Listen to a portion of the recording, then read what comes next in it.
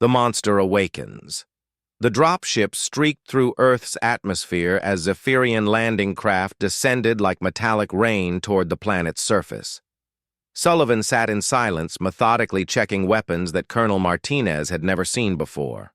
Each piece of equipment looked decades ahead of current military technology, as if someone had been improving and upgrading the same core designs for nearly a century. "Sullivan," Martinez said, trying to keep the nervousness out of her voice. "What exactly happened to you in that program?" Sullivan didn't look up from the rifle he was assembling with practiced efficiency. "You ever hear of the Roswell incident, Colonel? The UFO crash? That was classified as a weather balloon." "Weather balloon my ass," Sullivan replied, snapping a power cell into place with a sound like breaking bones. "Crashed alien scout ship. Government recovered technology that was about 500 years ahead of anything we had. Most of it was too damaged or complex to reverse engineer, but there were some things they could work with." Martinez felt a chill run down her spine. "They experimented on you with alien technology?" "Not just me. There were 12 of us volunteers initially, all soldiers who had shown exceptional performance in combat situations.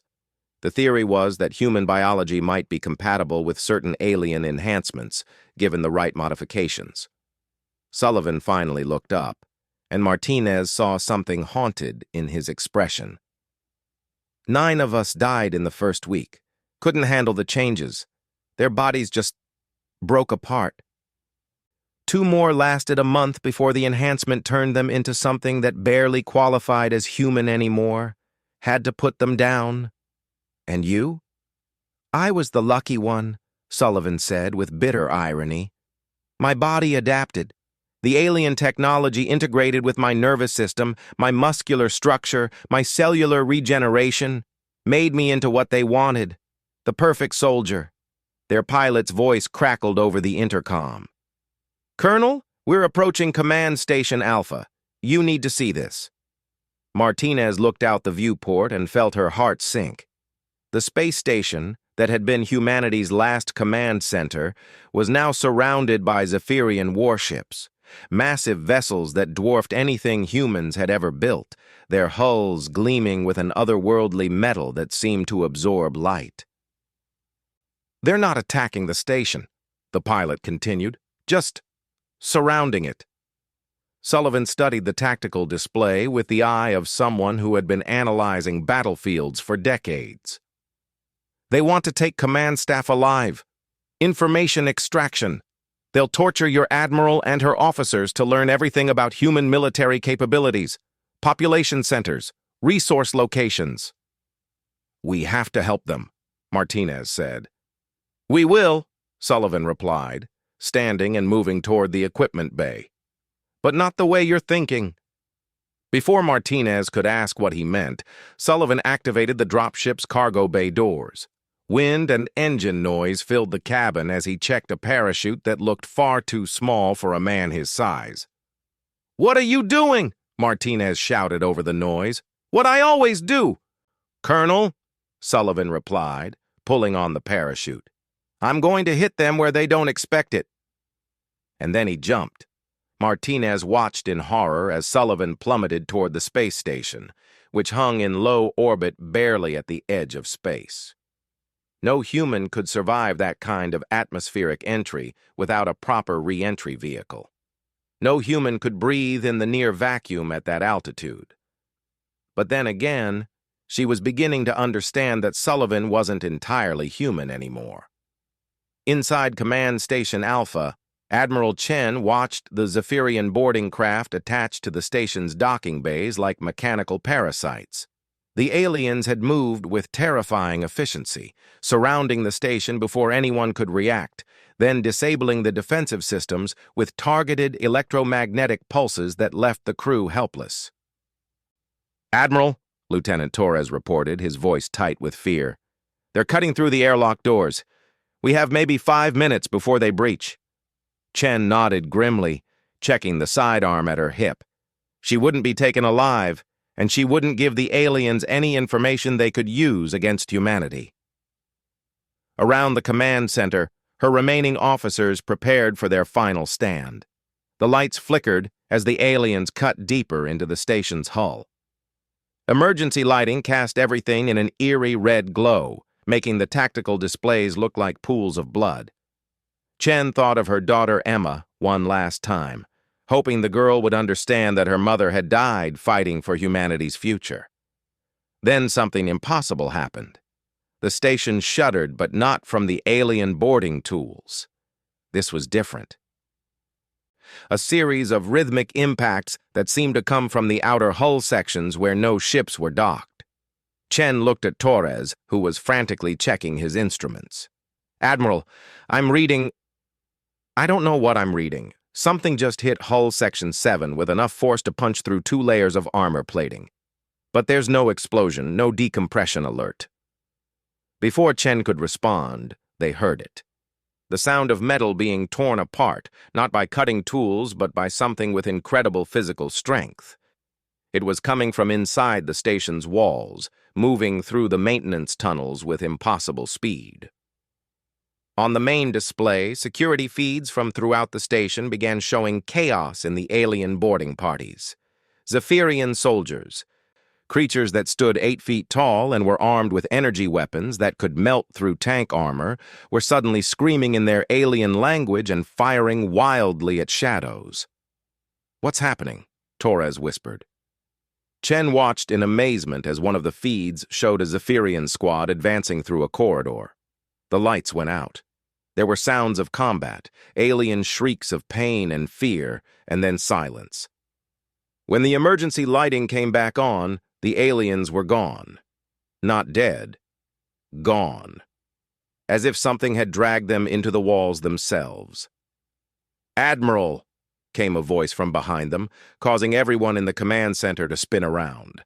A man stood in the doorway, tall and imposing, wearing combat gear that looked both familiar and impossibly advanced. His clothes were torn. His exposed skin showed what should have been fatal burns from atmospheric entry. But even as Chen watched, the wounds were healing before her eyes. "James Sullivan," he said by way of introduction, "and we need to move, now." Chen stared at him, her mind struggling to process what she was seeing. "You're the soldier from the classified files, but you should be—" "Dead?" "Yeah, I get that a lot," Sullivan replied, moving to the tactical display. "Right now we have bigger problems. The Zephyrians aren't just here to conquer Earth. They're here because they detected something they're very afraid of." "Afraid?" Lieutenant Torres asked. "What could scare them?" Sullivan's smile was grim. "Me, or more specifically what I represent. The alien technology they used to enhance me, it wasn't from some random crashed scout ship. It was from a species the Zephyrians have been hunting across the galaxy, a species they thought they had completely exterminated." The implications hit Chen like a physical blow. "The technology inside you makes me their worst nightmare," Sullivan finished. "A human enhanced with the capabilities of their ancient enemies. They've been monitoring Earth for decades, waiting to see if the enhancement program would produce any survivors. When I finally started moving around again, fighting in various conflicts, they detected the energy signature." An explosion echoed through the station as more alien boarding craft attached to the hull. Sullivan moved to the command center's weapon locker, examining their pathetic selection of small arms with obvious disappointment. "This is all you have?" he asked, holding up a standard assault rifle. "It's military grade," Torres protested. Sullivan crushed the rifle's barrel between his fingers like it was made of aluminum foil. "Colonel Martinez should be arriving with better equipment soon. Until then, we make do." As if summoned by his words, Martinez's voice crackled over the communication system. "Admiral Chen, this is Colonel Martinez. I'm approaching the station with supplies from Sullivan's cache. But we have a problem. Zephyrian reinforcements are arriving. Big ones." Through the viewport, Chen could see new ships emerging from hyperspace. These weren't the sleek warships they had been fighting. These were massive, brutal-looking vessels that seemed designed for one purpose: total destruction. "Dreadnoughts," Sullivan said, recognizing the ship types. "They only bring those when they want to wipe something completely out of existence. No prisoners, no slaves, no survivors." "Why?" Chen asked. "If they came here for you, why destroy everything?" Sullivan was quiet for a moment, and Chen saw something like regret in his ancient eyes. "Because I made a mistake. For 70 years, I stayed hidden, tried to live like a normal person. But over the past decade, I started fighting again. Small conflicts, situations where I could make a difference. I thought I was being careful, staying off their sensors. But you weren't. Every time I used the enhanced abilities, every time I pushed beyond normal human limitations, I sent out an energy signature that their detection equipment could eventually triangulate. They've been closing in on Earth for months, probably since the first time I went full combat mode in that situation in Syria." The station shuddered again, this time from sustained weapons fire. The Zephyrian dreadnoughts were beginning their bombardment of Earth's surface, turning cities into molten craters with casual efficiency. "How many people are going to die because of me?" Sullivan asked, though it seemed like he was talking to himself. "How many people are going to live because you're here now?" Chen countered. "You said their ancient enemies were exterminated, but you're still here, enhanced with their technology. That has to mean something." Sullivan looked at her with something approaching respect. "You're right. The Vorthak might be extinct, but their legacy lives on in me. And the Zephyrians made one crucial error in their calculations." "Which is?" Sullivan's smile was predatory, inhuman. "They assumed I was the only survivor. They assumed the program only produced one success." Before Chen could ask what he meant, the command center's doors exploded inward. Zephyrian soldiers poured through the breach, their energy weapons charging with lethal intent. These weren't the same aliens that had been picked off in the corridors. These were Zephyrian Praetorians, elite warriors whose exoskeletons could deflect most human weapons. Chen drew her sidearm, knowing it was useless but determined to go down fighting. Torres and the other officers did the same, forming a pathetic defensive line against creatures that had conquered 17 worlds. Then Sullivan moved. Chen had seen enhanced humans before. Soldiers with genetic modifications, cybernetic implants, chemical boosters that pushed the human body beyond its normal limits. But what Sullivan did wasn't human enhancement. It was something else entirely. He covered the distance to the first Zephyrian in a blink, moving so fast that Chen's eyes couldn't track him. His fist connected with the alien's exoskeleton and punched completely through it, spraying luminescent blood across the walls.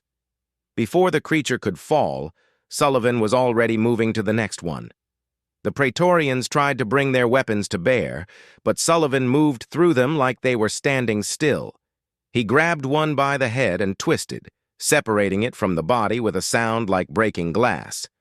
Another tried to flee back through the doorway, but Sullivan caught it by the leg and used it as a weapon against its companions. In less than 30 seconds, all 6 Praetorians were dead.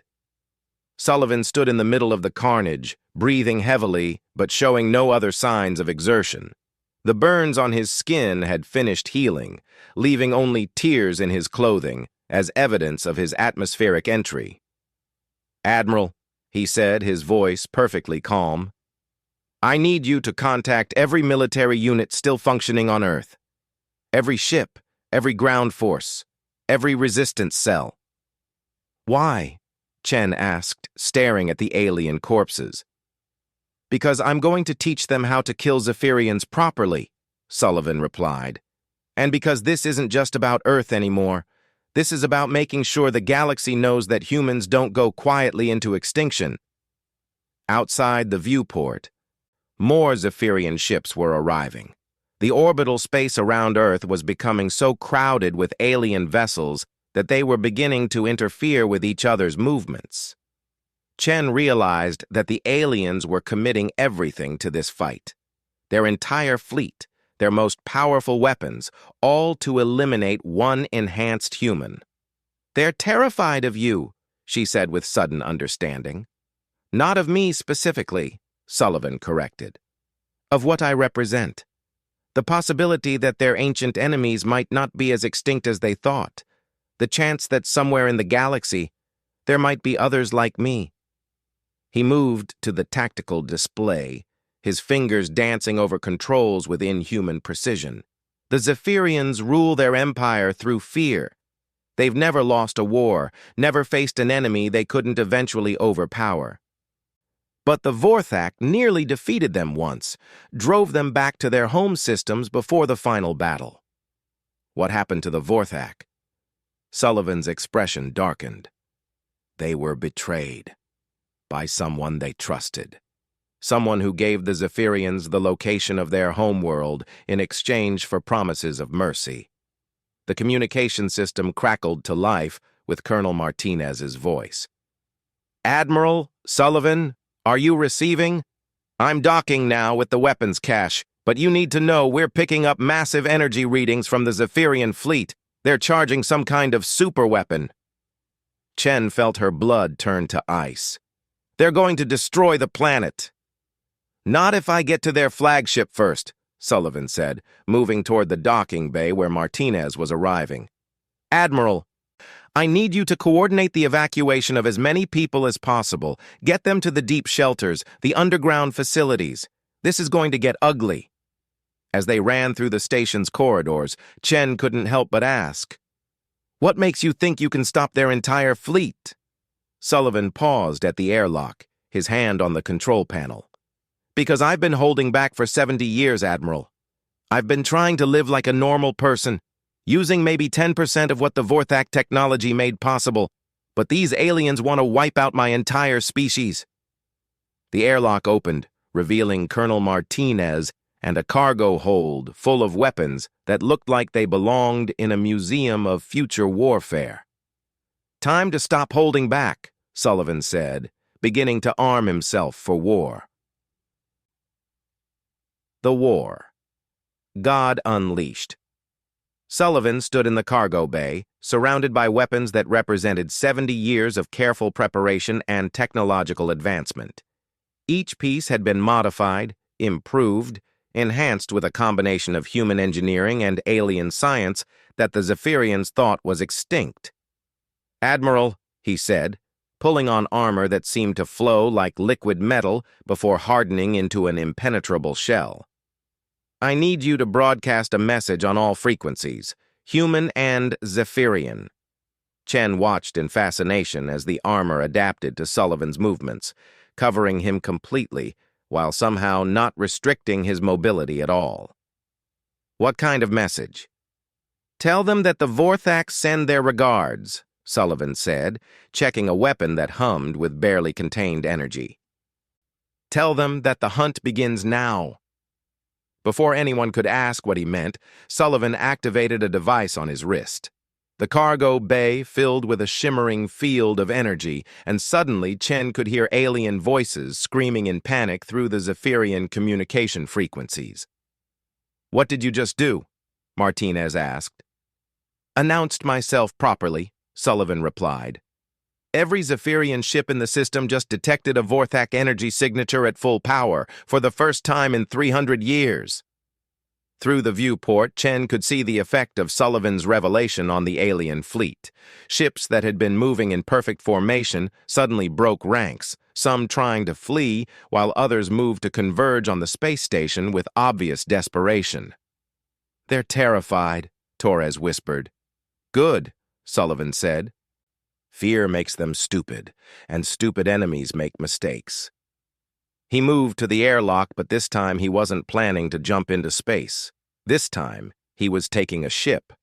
Not one of humanity's vessels, but something he had built himself over the decades, something that had been waiting in a hidden dock on the far side of the station. "You built a starship?" Chen asked as they followed him through corridors she didn't know existed. "Built, stole, salvaged, and improved," Sullivan corrected. The Zephyrians aren't the only ones who've been advancing their technology over the centuries. I've had some time to work on a few projects.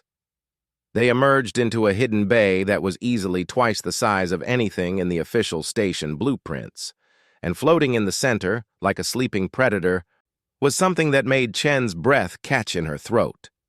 The ship was clearly built with both human and alien technology, but it wasn't a crude fusion. Every line, every curve, every surface seemed to flow together in perfect harmony. It was smaller than a Zephyrian cruiser, but radiated a sense of power that made the massive alien ships look clumsy by comparison. "The Retribution," Sullivan said with obvious pride. "Been working on her for about 30 years. She's got Vorthak weapon systems, human tactical computers, and a few surprises I came up with myself." "You named your ship Retribution?" Martinez asked. "Seemed appropriate," Sullivan replied, walking up the boarding ramp. "Admiral, I need you to coordinate whatever resistance you can manage. Keep them busy, make them think they're winning." "I need time to get to their command ship." Chen grabbed his arm as he passed. "Sullivan, even with all your enhancements, all your weapons, you're still just one man against an entire fleet. The odds are impossible." Sullivan looked at her with eyes that had seen too much, done too much, survived too long. "Admiral, impossible odds are what I was made for.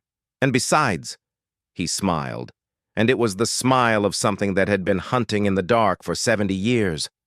"I'm not planning to fight fair." The Retribution launched from the hidden bay like a silver bullet, moving so fast that the Zephyrian sensors had trouble tracking it.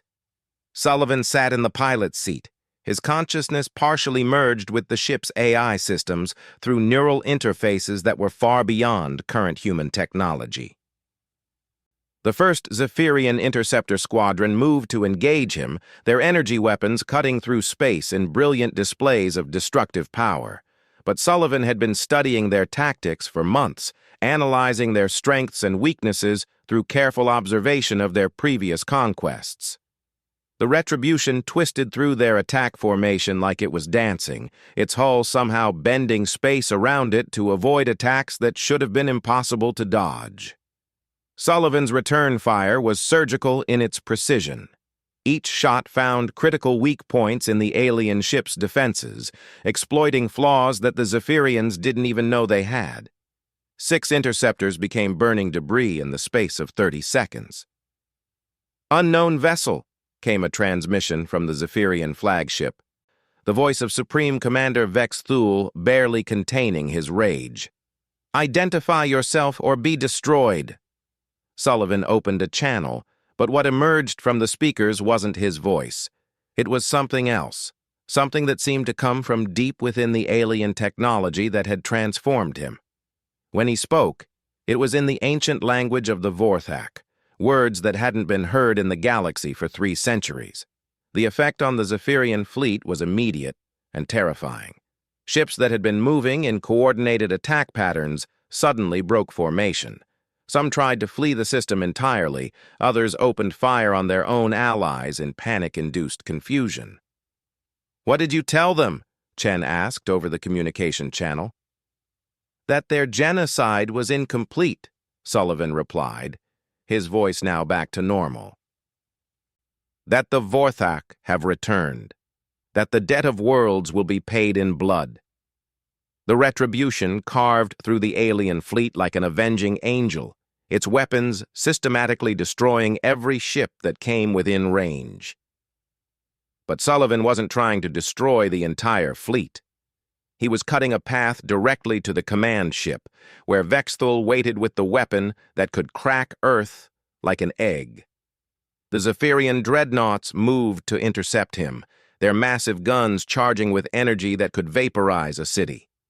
Sullivan smiled as they opened fire, their shots converging on his position with mathematical precision. The Retribution vanished. For a moment, the space where Sullivan's ship had been was empty. Then reality seemed to ripple, and the Retribution reappeared behind the dreadnoughts, having somehow moved through dimensions that normal physics said didn't exist. Fourth Act technology, Sullivan whispered to himself. They were always better at bending the rules. His weapons, fully charged and modified with improvements he had developed over decades of preparation, tore through the dreadnought's defenses like they were made of paper. Ships that had been the terror of 17 worlds died in explosions that lit up the void like new stars. But the greatest shock came when one of the dying dreadnoughts sent out a desperate transmission, security footage from inside the ship showing its final moments. The crew wasn't just Zephyrian. There were other species there, aliens that were supposed to be extinct, working alongside their conquerors. Collaborators, Sullivan realized with growing fury. Survivors who sold out their own species to save themselves. The knowledge changed something fundamental inside him. For 70 years, he had tried to maintain his humanity, to hold on to some part of what he had been before the enhancement. But seeing evidence that his own people might have betrayed the Vorthak, just as these aliens had betrayed their homeworlds, broke something deep inside his mind. When the retribution emerged from the debris field of the dreadnoughts, it was no longer moving like a human-piloted ship. It moved like something that was hunting, something that had decided that mercy was a luxury the galaxy could no longer afford. The command ship, massive beyond anything humanity had ever built, turned its primary weapons toward Sullivan's approach. Energy beams that could melt continents reached out across space, but they seemed to slide off the Retribution's hull without effect. Impossible, Vex Thul transmitted. Our weapons are calibrated specifically to counter Vorthak defenses. Your weapons are calibrated to counter pure Vorthak technology, Sullivan replied, his voice carrying harmonics that made the speakers crackle.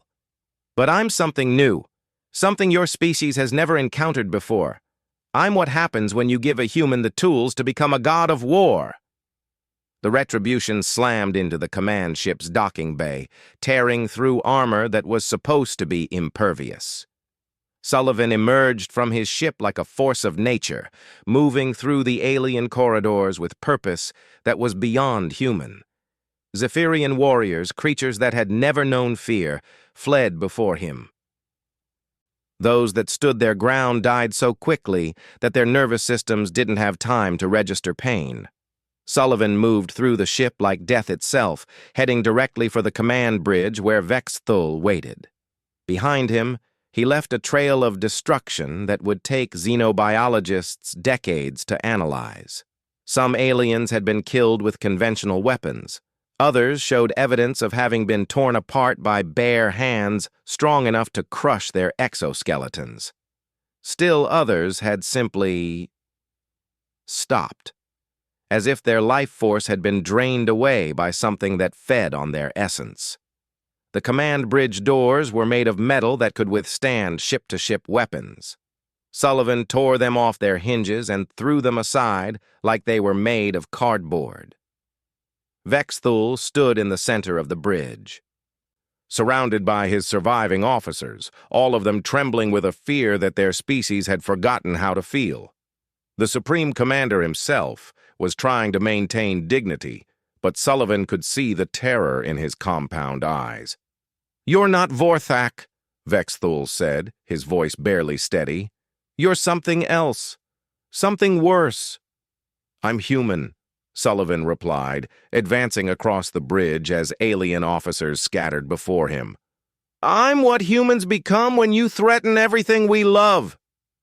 "The weapon," Vex Thul said desperately. "Earth will burn regardless. The process has already begun." Sullivan glanced at the tactical display, seeing the planet-killer weapon charging in the ship's main gun, energy readings that showed it would fire in less than 2 minutes. "Then I guess I'll have to stop it," Sullivan said simply. What happened next would be debated by military historians for generations. Sullivan didn't use weapons. He didn't activate any devices or call upon alien technology. He simply reached out with his enhanced abilities and began to redirect the weapon's energy. The process should have killed him. The amount of power involved was beyond anything a human body could contain, even one enhanced with Vorthak technology. But Sullivan had spent 70 years learning to push beyond every limitation, to become something more than the sum of his parts. The ship's main gun, designed to crack planets, turned its energy back on itself. The feedback loop created a cascade failure that spread throughout the Zephyrian fleet. Ships that had been charging their own weapons suddenly found their power systems overloading, their hulls cracking from forces they couldn't contain. Sullivan collapsed to his knees as the energy transfer completed, his body showing the strain of channeling forces that could reshape continents. But he was smiling. Around him, the Zephyrian command staff watched in horror as their empire's greatest fleet tore itself apart. "This isn't possible," Vexthol whispered. "No single being has this kind of power." "You're right," Sullivan said, forcing himself back to his feet. "No single being does, but I'm not single. Every human who ever died fighting for their world is part of me now. Every person who refused to surrender, who chose death over slavery, who stood up against impossible odds." He looked at Vexthol with eyes that burned with the fury of an entire species. "I am humanity's answer to genocide. I am what happens when you push a race of survivors too far." The alien fleet was in full retreat now, those ships that could still function fleeing toward hyperspace with desperate haste.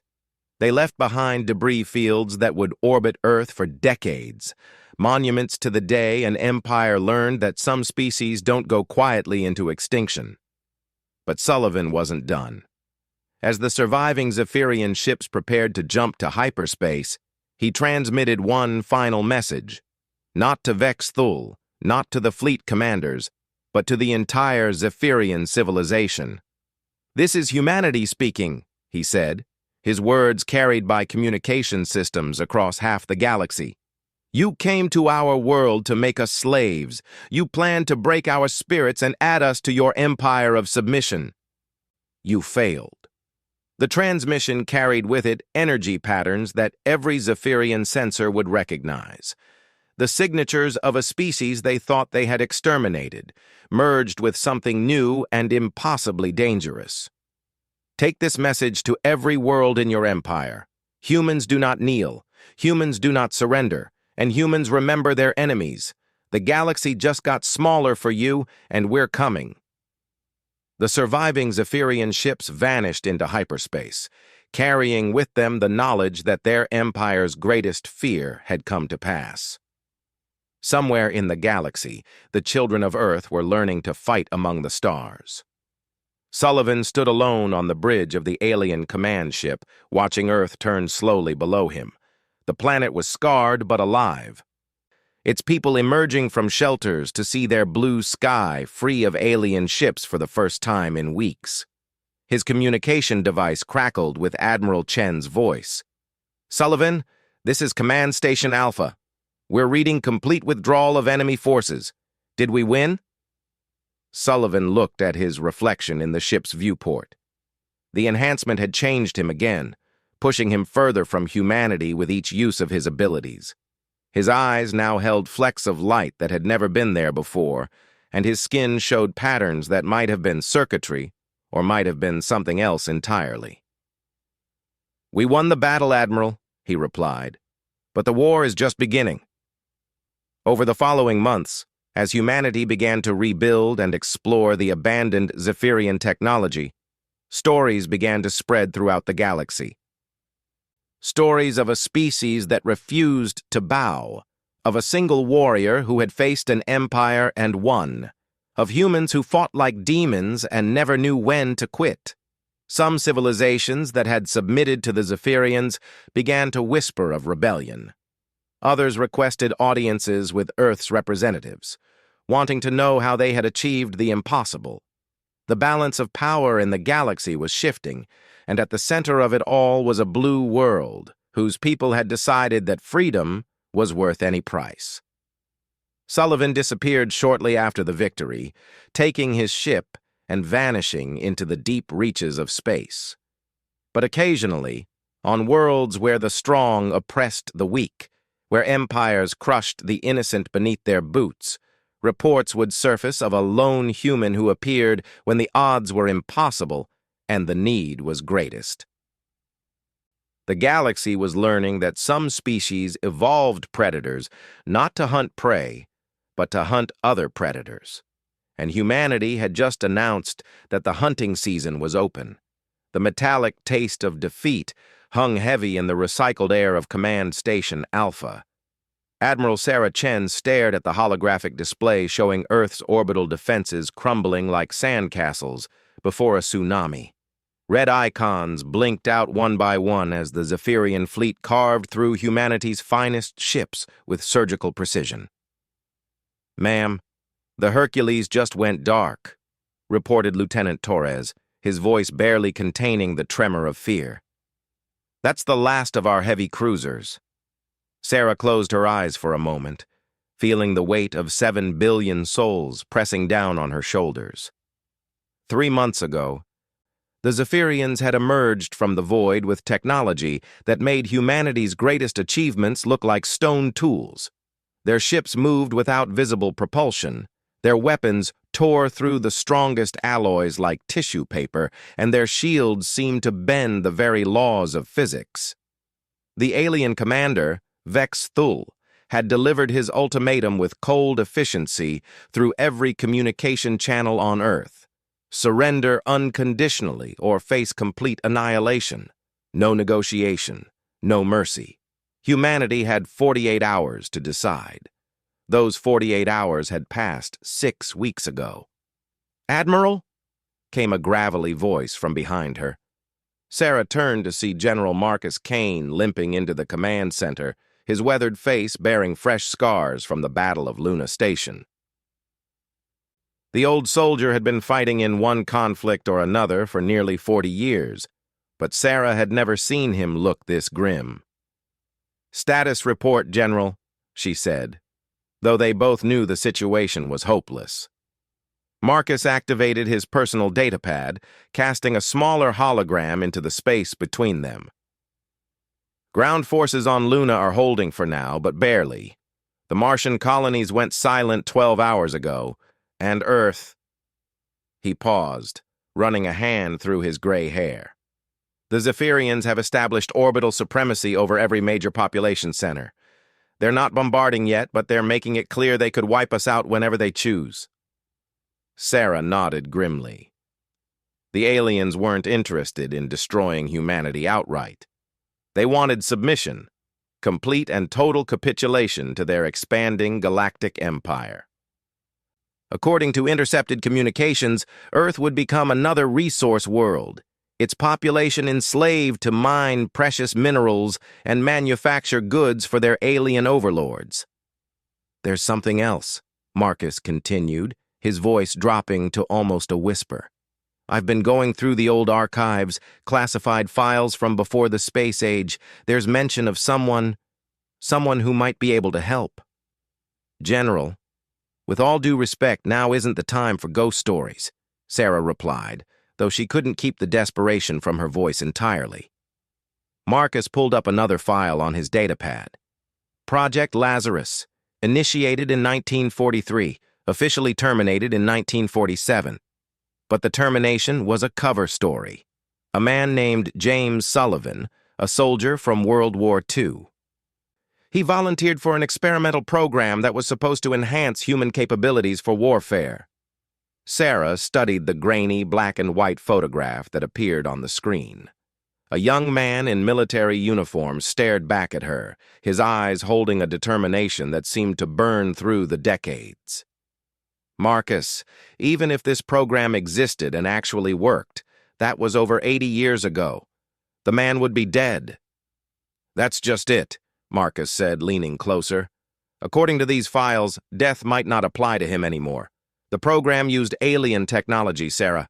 Technology recovered from a crash in New Mexico in 1947.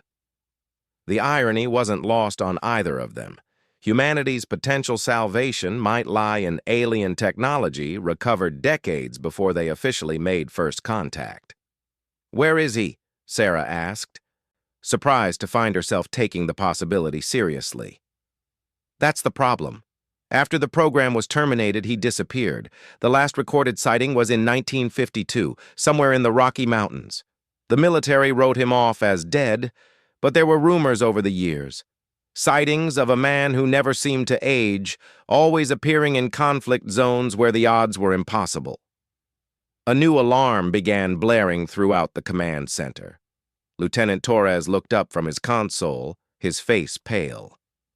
"Admiral, we're receiving a transmission from the Zephyrian flagship. It's directed at you personally." Sarah straightened her uniform and nodded. "Put it through." The holographic display shifted, revealing the imposing figure of Vex Thul, the Zephyrian Supreme Commander. His species resembled a cross between a mantis and a shark, with elongated skulls and multiple arms that ended in razor-sharp claws. When he spoke, his voice carried the weight of absolute authority. "Admiral Chen of the Human Military Forces," he began, his words translated by their computers but retaining an alien cadence. "You have witnessed the futility of resistance. Your fleet is destroyed. Your defenses are breached. Your species stands at the threshold of extinction." Sarah forced herself to stand tall despite the fear clawing at her chest. "We're still here, Vex Thul. Still fighting." The alien's mandibles clicked in what might have been amusement. "Fighting? You call this scattered resistance fighting? Your pathetic ships burn in the void. Your colonies have fallen silent. Your homeworld cowers beneath our guns. This is not fighting, human. This is death throes." "Then why haven't you finished us?" Sarah shot back. "If we're so pathetic, why waste time talking?" Vex Thul's forearms spread wide in a gesture that seemed both threatening and dismissive. "Because we are not without mercy. Surrender now, and your species will be preserved as workers and servants. Continue this foolish resistance, and we will demonstrate why 17 worlds before you chose submission over annihilation." The transmission cut off, leaving the command center in heavy silence. Sarah looked around at her remaining officers, seeing the same mix of fear and desperation in their eyes that she felt in her own heart. "General," she said finally, turning back to Marcus, "how quickly can you locate this James Sullivan?" Marcus was already moving toward the communications station. "I've got teams standing by. If he's still alive, if he's still out there, we'll find him. And if he's not?" Marcus paused at the doorway, his weathered face set in grim determination. "Then we go down fighting, just like we always have." As the general left to coordinate the search, Sarah turned back to the tactical display. Earth hung there like a blue marble, beautiful and fragile, surrounded by the red dots of enemy ships. Somewhere on that world below, 7 billion people went about their daily lives, most still unaware of how close they stood to the end of everything. She thought about her daughter Emma, safe in the underground shelters of New Geneva, about her husband David, who had died fighting in the first wave of attacks, about all the dreams and hopes and loves that would be snuffed out if they failed. The search for James Sullivan began immediately. Military satellites that had somehow avoided destruction scanned the remote regions of Earth. Special forces teams were dispatched to locations where the mysterious soldier had supposedly been sighted over the decades. Every archive was searched, every classified file reviewed for any clue that might lead them to humanity's last desperate hope. Meanwhile, the Zephyrian fleet tightened its grip on Earth's orbital space. Their ships hung like dark angels of death above every major city, their weapons trained downward in a constant reminder of humanity's helplessness. Occasionally, they would demonstrate their power by vaporizing a military installation or satellite, the light of destruction visible from the ground as brief, terrifying stars. On the third day of the search, a reconnaissance team reported something unusual in the mountains of Colorado. Satellite imagery showed a small cabin in an area that should have been uninhabited, with thermal readings indicating recent activity. More intriguingly, the structure seemed to be built into a natural cave system that extended deep underground. Sarah authorized a full investigation team led by Colonel Rebecca Martinez, one of their best field commanders. As the dropship descended through Earth's atmosphere, Martinez couldn't help but feel they were grasping at straws. An 80-year-old super soldier who might or might not exist, hiding in the mountains while humanity burned around him. The cabin looked ordinary enough from the outside. Weathered wood, a stone chimney releasing a thin trail of smoke, solar panels that had been installed with obvious military precision. But as the team approached, Martinez noticed details that made her skin crawl. The ground around the cabin was scorched in places, as if from weapon fire. The trees bore scars that looked suspiciously like claw marks, and there was something in the air, a tension that made every instinct scream danger. Martinez knocked on the door, her hand resting on her sidearm. "Hello? Is anyone home? We're with the Earth Defense Force." The door opened before she finished speaking, revealing a man who made her take an involuntary step backward. He was tall, maybe 6.5 feet, with broad shoulders and arms that looked like they could bend steel. His hair was dark with streaks of gray, his face weathered but somehow timeless. But it was his eyes that caught her attention. They were the eyes of someone who had seen too much, done too much, lived too long. "I know who you are," he said, his voice carrying a roughness that spoke of decades of shouting orders over gunfire. "I've been watching the news, saw what happened to the fleet." Martinez found her voice. "Are you James Sullivan?" The man studied her for a long moment, then stepped back from the doorway. "Haven't used that name in a long time. Most folks just call me Sullivan now. Come in, Colonel Martinez. We need to talk." How did he know her rank? Her name? Martinez followed him into the cabin, noting that despite its rustic appearance, the interior was filled with military-grade equipment. Communication arrays, weapons racks, tactical displays showing global military positions. This wasn't the home of a hermit. This was a command center. "You've been tracking the invasion," Martinez observed. Sullivan nodded, moving to a bank of monitors that showed feeds from around the world. "Hard to miss when alien ships start parking over major cities. Been wondering when someone would come looking for me." "Then you know why we're here." Sullivan's laugh was bitter. "You're here because you're desperate, because every conventional weapon in your arsenal barely scratches their paint, because you've run out of options and someone dug up an old file that mentioned my name." Martinez couldn't deny it. "The world needs you, Sullivan. Humanity needs you." "Humanity?" Sullivan turned to face her, and for a moment Martinez saw something flicker in those ancient eyes. Pain, loss, a sorrow deeper than she could imagine. "Humanity threw me away, Colonel. Used me up and spat me out when they were done. Left me to figure out what I'd become on my own." "What did you become?" Martinez asked, though she wasn't sure she wanted to know the answer. Sullivan walked to the window, staring out at the mountain peaks. "Something between a man and a weapon. The program they put me through, it changed me in ways they never fully understood. Made me stronger, faster, tougher than any human has a right to be. But it also made me something else. Something that doesn't age like normal people. Something that heals from wounds that should be fatal."